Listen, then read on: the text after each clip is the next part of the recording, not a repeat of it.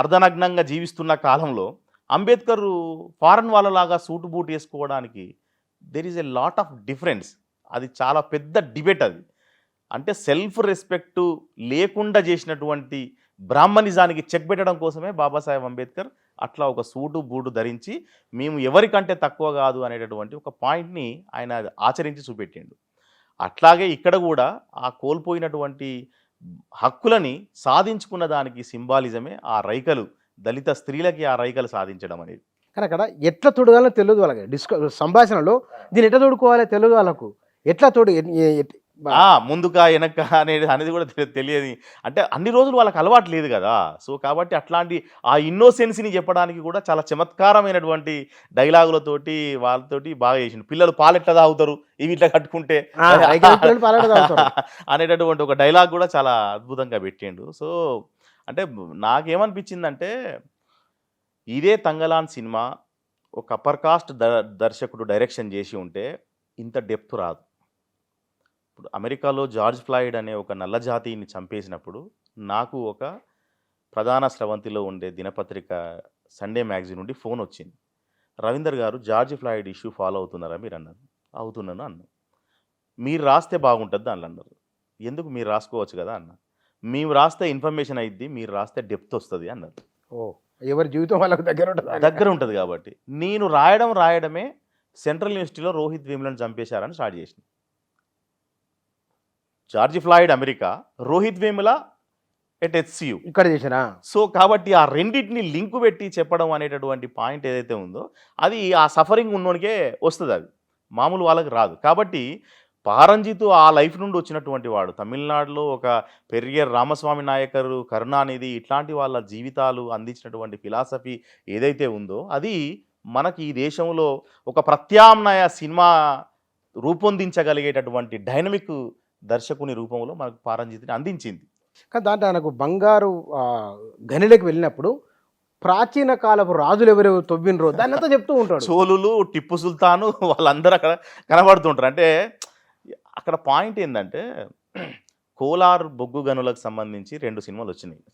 కన్నడంలో చాలా వచ్చి ఉండేది. ఈ మధ్యలో KGF వచ్చింది, ఇప్పుడు ఇది వచ్చింది. KGFనేమో అది కేవలం వ్యక్తి కేంద్రమైనటువంటి మాఫియాని చూపించి హీరోయిక్ గా అదో టైపు, అంటే వ్యక్తి కేంద్రం. అది వ్యక్తి కేంద్రం. ఇది వ్యక్తిని హైలైట్ చేయడం, ఇది చరిత్రని హైలైట్ చేయడం, ఇది వ్యవస్థను హైలైట్ చేయడం. సో కాబట్టి ఇది ఒరిజినల్, అది ఫిక్షన్. ఆ ఫిక్షన్ డ్రామా అది.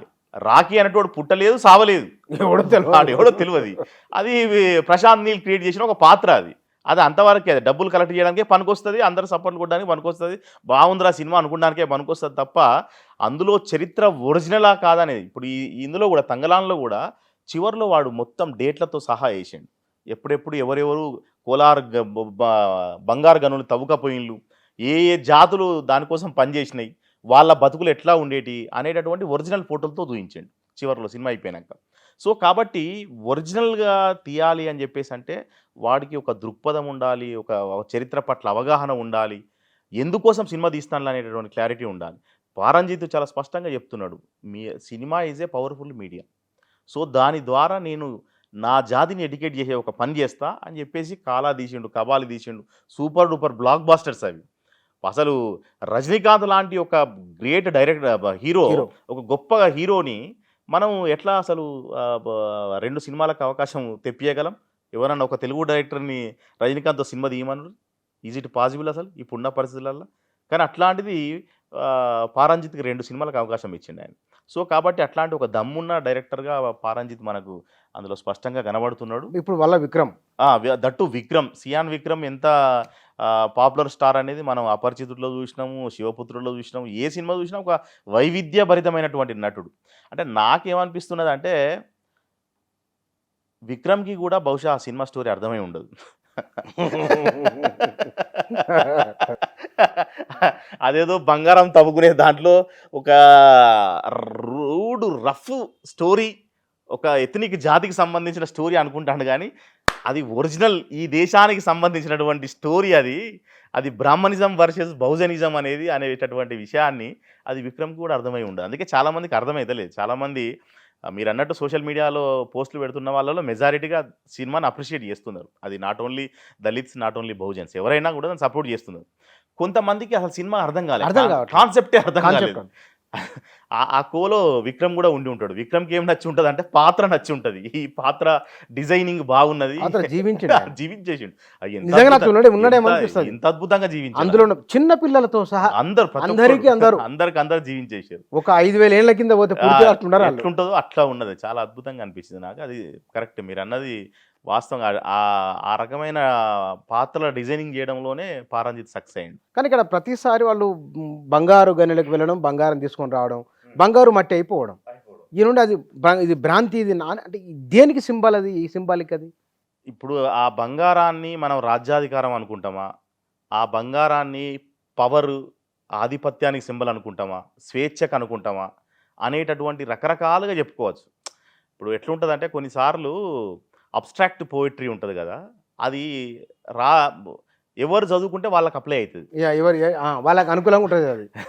ఇప్పుడు నేను ఒకసారి ఒక పోయిటరీలో ఒక లైన్ ఏమని రాసిన అంటే, ఎప్పటిలాగే బతుకు తాడు దిగిన బొక్కెనయి నిండా మునిగిందనేది లైన్ రాసిన. నాకు ఒక కవి ఫోన్ చేసి, ఏంది మీ భార్యతో పడతలేదా అని కానీ అడిగాను నన్ను.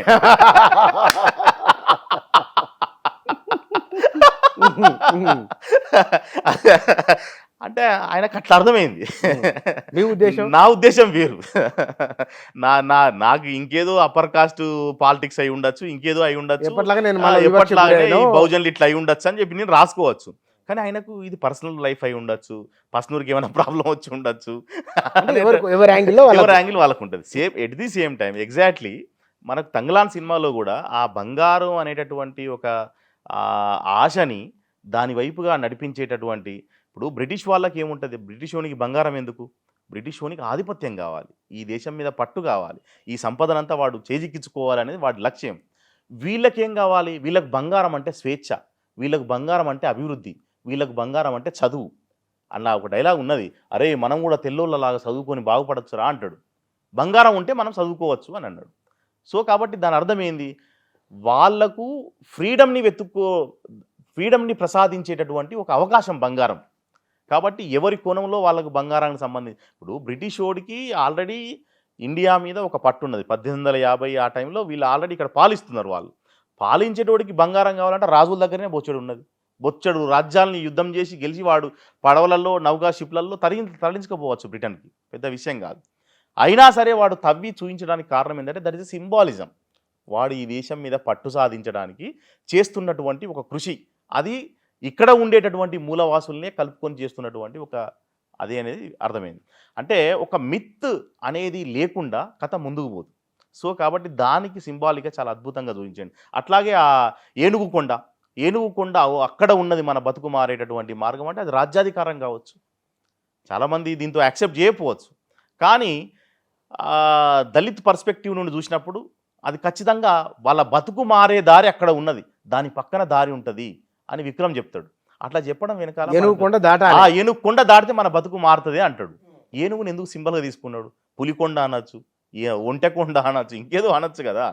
సో ఏనుగు అంటే ఆ రకమైన సింబాలిజం పవర్కు సింబల్గా తీసుకున్నటువంటి ఒక చరిత్ర కూడా మనకు దాని వెనకాల ఉన్నది అనేది మనకు అర్థమవుతున్నది.